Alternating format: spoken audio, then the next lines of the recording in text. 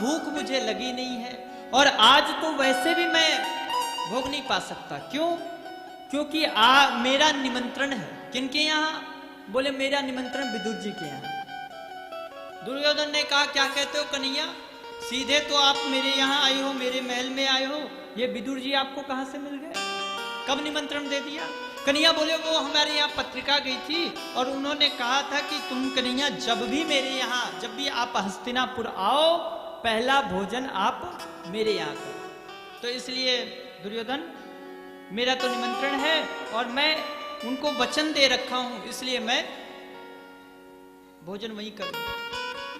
दुर्योधन ने हंस के कहा, अरे कन्हैया क्या बात करते हो, जिसके खुद के खाने का ठिकाना नहीं वो आपको क्या खिलाएगा?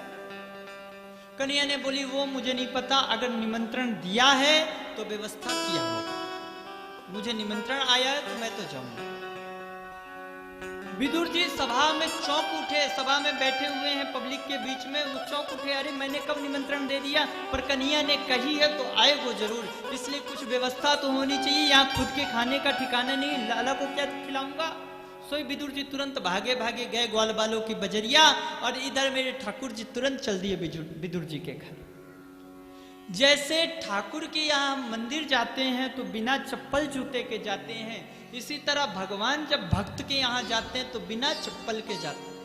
भगवान ने अपनी चरण पादुका उतार दी, रथ रख दिया और पैदल चल दिए विदुर जी से मिलने, और पहुंच गए विदुर जी के कुटिया में।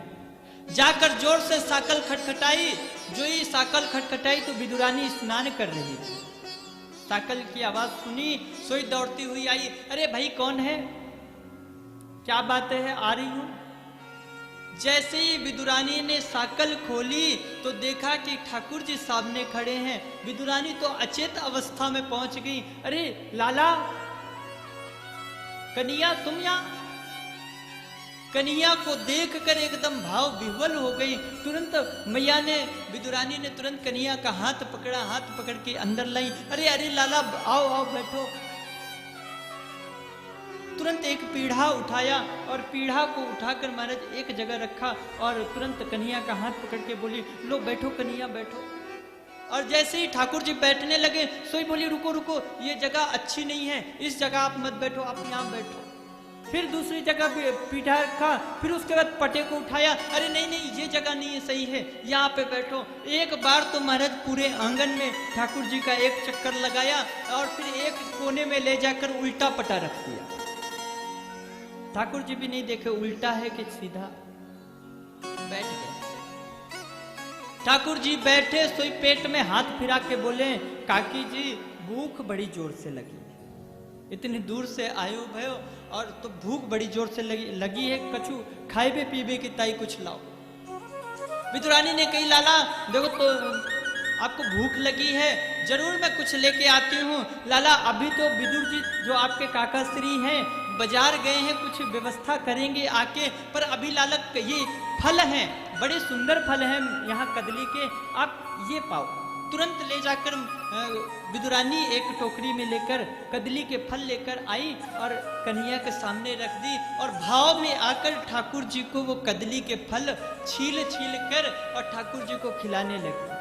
पर वो भाव में इतना डूब गई कि वो ठाकुर जी को फल जो है वो बाहर फेंकती जा रही है और छिलका ठाकुर जी को देती जा रही है, और ठाकुर जी भी भाव से उस छिलके को पाते जा रहे हैं। धीरे धीरे एक छिलका खाया, 2 खाया, 3 खाया, 5 खाया, 8-10 छिलके खा गए, और कन्हैया कहते हैं, काकी जी फल बड़े मीठे। विदुरानी के तो महाराज भाव का ठिकाना नहीं रहा। विदुरानी ने कहा, लाला आपको मीठे लगे तो जरूर मीठे होंगे, और मीठे क्यों ना हो कन्हैया, मैं अपने हाथों से जल देती हूँ इन वृक्षों को।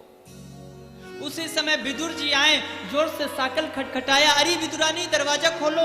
विदुरानी दौड़ी दौड़ी आई, अरे काय हुआ, काय बात के लिए इतना हल्ला मचा रहे हो। तुरंत साकल खोला, जैसे ही दरवाजा खोला विदुर जी बोले, अरे विदुरानी क्या बात बताऊं, आज तो मैं धन्य हो गया, मेरे ठाकुर ने भरी सभा में कहा कि मेरो निमंत्रण विदुर जी के यहाँ है, और वाणी कही है तो वो आए को जरूर। आज मेरो मान कन्हैया ने बड़ी सभा में बढ़ाया। विदुरानी बोली आए वो क्या, वो तो आके आधे घंटे से बैठे हैं। विदुर जी बोले अच्छा अच्छा वो आ गए। तुरंत विदुर जी अंदर आए और अंदर आकर ठाकुर जी को देखा तो ठाकुर जी केले के छिलके पाए।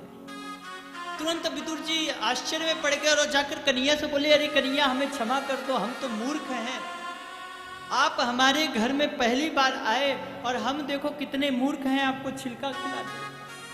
अरे भगवान की भी नजर अभी अभी पड़ी विदुर पत्तल की ओर। भगवान भी हंसकर बोले क्या मैं छिलके खा रहा था।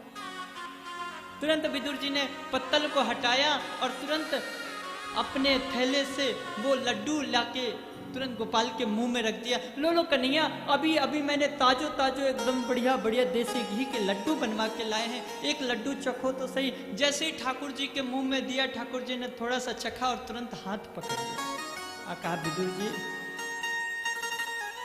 बुरा ना मानो तो एक बात बोलूं। बोले हाँ हाँ बोलो कन्हैया क्या बात। बोले जो स्वाद इस केले के छिलके में है वो स्वाद आपके इस लड्डू में नहीं है। क्या मतलब? ठाकुर जी भी कहना चाहते हैं कि मैं भाव का भूखा हूं, मैं सिर्फ भाव देखता हूं।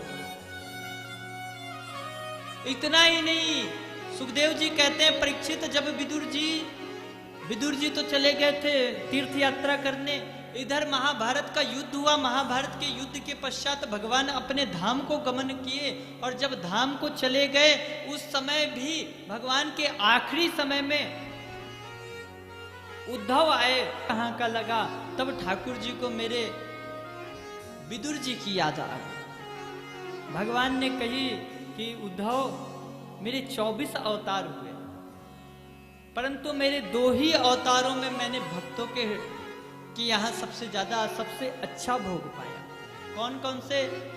रामा अवतार में सबरी के जूठे बेर और कृष्णा अवतार में विदुर जी के यहाँ केले के छिलके। अपने आखिरी समय में भी भगवान भी विदुर जी को याद करते हैं।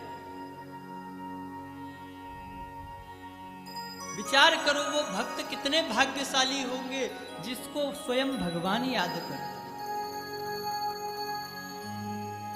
इसीलिए तो संत जन कहते हैं कि ठाकुर जी हमें विरह दो।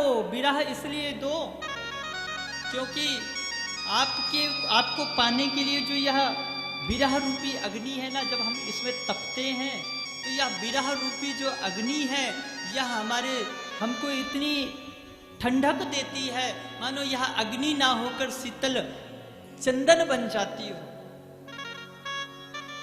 ठाकुर जी जब हम आपको पुकारा करें तब आप आया मत करो। क्यों? क्योंकि आप मिल जाओगे तो ये जो पानी की प्यास है ये प्यास खत्म हो जाएगी।